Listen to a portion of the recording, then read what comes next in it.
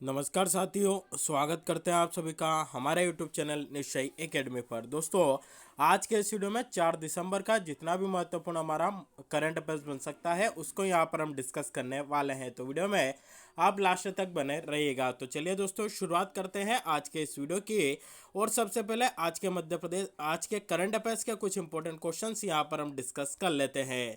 पहला क्वेश्चन दोस्तों यहाँ पर जो है आपके सामने निकल कर आता है, वह है कि हाल ही में किसने हिमालयी याक को फूड एनिमल के रूप में मंजूरी दी है। चार ऑप्शन है, भारतीय आयोग, केंद्र सरकार, नीति आयोग या भारतीय खाद्य सुरक्षा और मानक प्राधिकरण। तो दोस्तों राइट आंसर आपका बनता है ऑप्शन डी।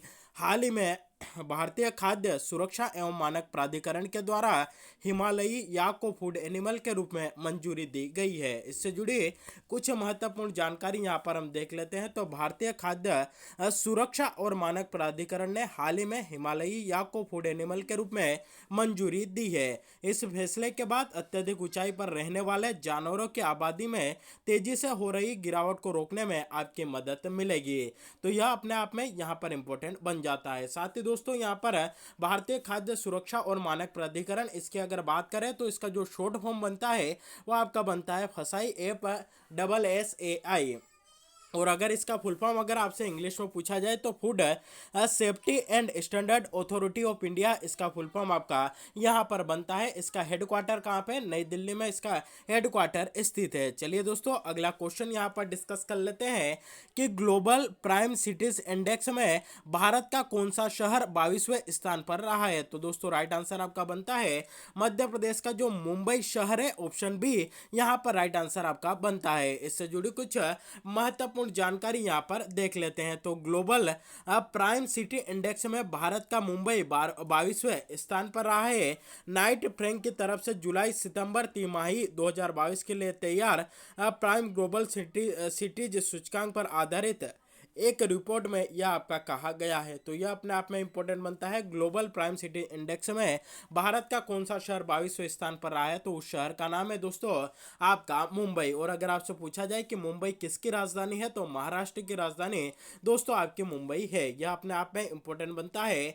अगला क्वेश्चन है कि हाल ही में किस राज्य में अग्नि वॉरियर अभ्यास का 12वां संस्करण संपन्न हुआ है। दोस्तों राइट आंसर आपका बनता है, यह जो है महाराष्ट्र में आपका संपन्न हुआ है। ऑप्शन डी महाराष्ट्र यहाँ पर राइट आंसर बनता है। इससे जुड़ी जानकारी यहाँ पर हम देख लेते हैं। तो भारत और सिंगापुर सेना के बीच द्विपक्षीय अग्नि वॉरियर अभ्यास का 12वां संस्करण 30 नवंबर 2022 को field firing range Deolali Maharashtra में संपन्न हुआ।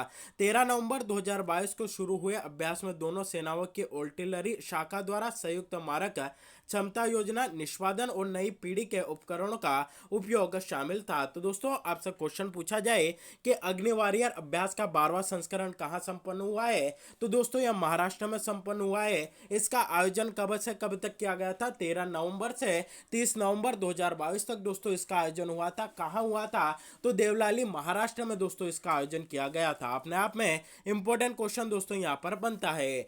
अगला क्वेश्चन है दोस्तों कि दिव्यांग कलाकारों के लिए पहला दिव्य कला मेला कहाँ शुरू हुआ है। तो दोस्तों राइट आंसर आपका बनता है, यह जो है भारत की राजधानी नई दिल्ली में आपका शुरू हुआ है। ऑप्शन बी नई दिल्ली यहाँ पर राइट आंसर बनता है। इससे जुड़ी कुछ महत्वपूर्ण जानकारी दोस्तों यहाँ पर हम देख लेते हैं। तो केंद्रीय सामाजिक न्याय और अधिकारिता मंत्री डॉक्टर वीरेंद्र कुमार ने 2 दिसंबर 2022 को इंडिया गेट नई दिल्ली में कर्तव्य पथ, जिसे पहले राजपथ के नाम से जाना जाता था, में दिव्य कला मेले का उद्घाटन किया है। इस अवसर पर सामाजिक न्याय और अधिकारिता राज्य मंत्री सुश्री प्रतिभा भौमिक भी उपस्थित थी। सामाजिक न्याय और अधिकारिता मंत्रालय के तहत विकलांग व्यक्तियों के अधिकारिता विभाग द्वारा 2 से 7 दिसंबर 2022 तक मेले का आयोजन किया जा रहा है। मेले में 22 राज्यों और केंद्र शासित प्रदेशों के लगभग 200 दिव्यांग कारीगर, कलाकार और उद्यमी अपने उत्पादों और कौशल का प्रदर्शन करेंगे। तो यह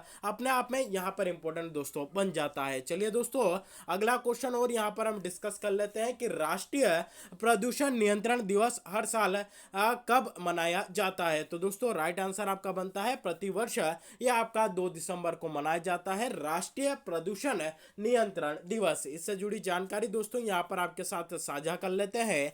तो यह दिन उन लोगों की याद में मनाया जाता है जो 1984 में 2 और 3 दिसंबर को भोपाल गैस आपदा के दौरान आपके जो है मरे थे या उनकी यहाँ पर मृत्यु हुई थी। आप सभी जानते हैं कि 2 और 3 दिसंबर की रात को 1984 में भोपाल में एक जो यूनियन कार्बाइड नाम की जो फैक्ट्री थी वहां पर गैस रिसाव हुआ था, मिक यानी कि मिथाइल आइसोसाइनेट नामक गैस का जहां पर रिसाव हुआ था, जिसके कारण कई लोगों की जो है मौत वहां पर हो गई थी।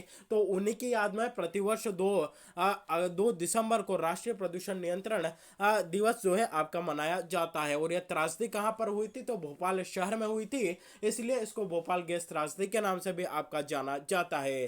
साथ ही दोस्तों प्रदूषण से हमारे भारत में कितनी मौत होती है, कितनी मृत्यु होती है, तो हाल ही में जो है यहाँ पर जो राष्ट्रीय स्वास्थ्य पोर्टल है हमारे भारत का, उसके मुताबिक वायु प्रदूषण के कारण प्रतिवर्ष विश्व भर में 7 मिलियन से अधिक लोगों की मृत्यु होती है, जिनमें से लगभग 4 मिलियन लोगों की मौत घरेलू वायु प्रदूषण के कारण आपकी यहाँ पर होती है। तो यह आंकड़ा जो है अपने आप में बहुत ज्यादा बड़ा है। सिर्फ प्रदूषण के कारण पूरे विश्व भर में एक वर्ष में 7 मिलियन लोगों की मृत्यु जो है दोस्तों आपकी यहाँ पर हो जाती है। लगभग 70 लाख लोगों की यहाँ पर मृत्यु होती है। तो यह अपने आप में इंपॉर्टेंट यहाँ पर बनता है। अगला क्वेश्चन है दोस्तों कि नेत्रहीनों के लिए तीसरा T20 विश्व कप टूर्नामेंट का आयोजन 5 से 17 दिसंबर 2022 तक किस देश में किया जाएगा। 4 ऑप्शन है, भारत, श्रीलंका, पाकिस्तान या UAE। तो दोस्तों राइट आंसर आपका बनता है इसका आयोजन आपका भारत में किया जाएगा। ऑप्शन है यहाँ पर हमारा राइट आंसर बनता है। इससे जुड़ी जानकारी दोस्तों यहाँ पर हम देख लेते हैं। तो विश्व कप 2022 जो तीसरा T20 विश्व कप है जो कि नेत्रहीनों के लिए दिव्यांग जनों के लिए जो है यह आपका कहां पर होगा, तो दोस्तों इसका आयोजन आपका भारत में किया जाएगा। कौन सा संस्करण होगा दोस्तों, आपका तीसरा संस्करण होगा। इसमें जो है 2022 के भाग लेने वाला जो है जो विश्व कप है, इसमें कौन कौन से देश आपके हिस्सा लेंगे, तो ऑस्ट्रेलिया, बांग्लादेश, नेपाल, पाकिस्तान, दक्षिण अफ्रीका, श्रीलंका और भारत जो है आपके इसमें हिस्सा लेंगे। टूर्नामेंट में सभी देशों से लगभग 150 खिलाड़ी भाग लेंगे और भारत के 9 शहरों में कुल 24 मैच होंगे। वर्ल्ड कप का उद्घाटन 5 दिसंबर को गुरुग्राम के ताऊ देवीलाल इंडोर स्टेडियम में आपका होगा। गुरुग्राम कहां पर है, तो दोस्तों आपका हरियाणा के अंतर्गत आता है। तो यहां पर क्वेश्चन भी पूछा जा सकता है कि ताऊ देवीलाल इंडोर स्टेडियम आपका कहां पर स्थित है, तो दोस्तों यह जो है भारत के हरियाणा राज्य के गुरुग्राम में स्थित है। साथ ही यह जो टूर्नामेंट आयोजन किया जा रहा है इसके ब्रांड एम्बेसडर कौन है, तो युवराज सिंह है इसके ब्रांड एम्बेसडर है। और इस चैंपियनशिप की शुरुआत कब हुई थी, तो वर्ष 2012 में इसकी जो है आपकी शुरुआत की गई थी। तो यह भी क्वेश्चन अपने आप में यहां पर इंपॉर्टेंट बन जाता है।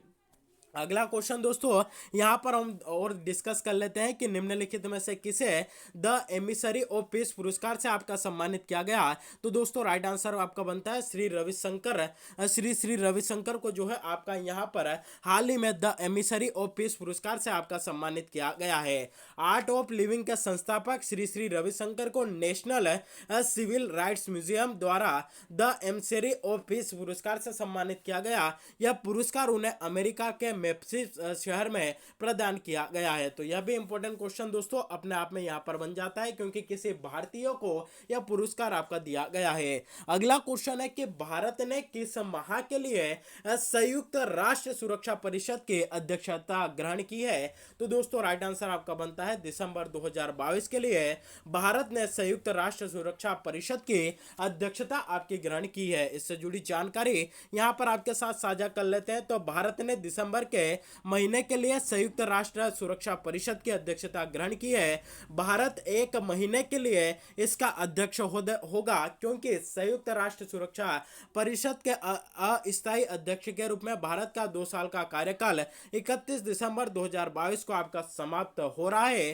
भारत 1 जनवरी 2021 को UNSC का अस्थायी सदस्य बनाया गया था। इसके 2 साल के कार्यकाल के दौरान भारत दूसरी बार इसकी अध्यक्षता आपकी कर रहा है। पहली बार अध्यक्षता अगस्त 2021 में आपके की गई थी। संयुक्त राष्ट्र सुरक्षा परिषद के मुख्यालय की बात करें तो न्यूयॉर्क संयुक्त राज्य अमेरिका में इसका मुख्यालय है और इसकी स्थापना कब होती है? 24 अक्टूबर 1945 को दोस्तों इसकी स्थापना की जाती है। तो यह अपने आप में यहाँ पर इंपॉर्टेंट क्वेश्चन बनता है। अगला क्वेश्चन है दोस्तों कि केंद्रीय नागरिक उड्डयन मंत्री है जिनका नाम है ज्योतिरादित्य सिंधिया, उन्होंने 1 दिसंबर 2022 को किन हवाई अड्डों के लिए डीजी यात्रा सुविधा का उद्घाटन किया है? चार ऑप्शन है।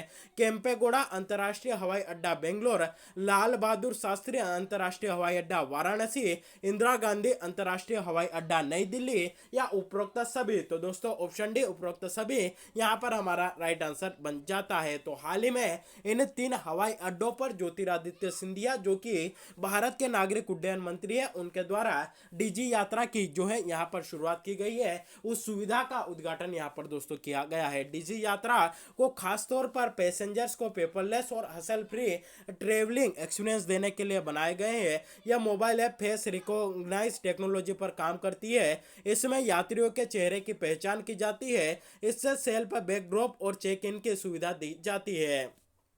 हालांकि इस सुविधा का इस्तेमाल करने के लिए यात्रियों को डीजी यात्रा आईडी क्रिएट करनी होती है। तो यह भी अपने आप में इंपॉर्टेंट बनता है। चलिए दोस्तों, पिछले वीडियो में जो क्वेश्चन आपसे पूछा गया था उसका जवाब आपको कमेंट करके बताना है कि प्रतिवर्ष 1 दिसंबर को विश्व एड्स दिवस मनाया जाता है। तो वर्ष 2022 के लिए विश्व एड्स दिवस की थीम क्या थी? तो दोस्तों समानता, ऑप्शन डी यहाँ पर राइट आंसर बनता है। दिलीप पत्ता इनके द्वारा यहाँ पर जो है आपका राइट आंसर दिया गया। आज का प्रश्न जिसका जवाब आपको यहाँ पर कमेंट करके बताना है कि हाल ही में किस राज्य में अग्नि वॉरियर अभ्यास का 12वां संस्करण संपन्न हुआ है, और जो अग्नि वॉरियर युद्ध अभ्यास है किन 2 देशों के बीच इसका आयोजन किया जाता है? तो 2 बातें आपको यहाँ पर हमें कमेंट करके बतानी है। तो दोस्तों यह था हमारे आज के करंट अफेयर्स का सेशन। वीडियो अच्छा लगा हो तो वीडियो को अधिक से अधिक लोगों तक शेयर करिएगा, वीडियो को लाइक करिएगा। चैनल पर पहली बार अगर आप विजिट कर रहे हैं तो चैनल को सब्सक्राइब भी जरूर करिएगा, बेल नोटिफिकेशन को प्रेस करके रखिएगा ताकि जब भी वीडियो अपलोड हो इसकी नोटिफिकेशन सबसे पहले आप तक पहुंच सके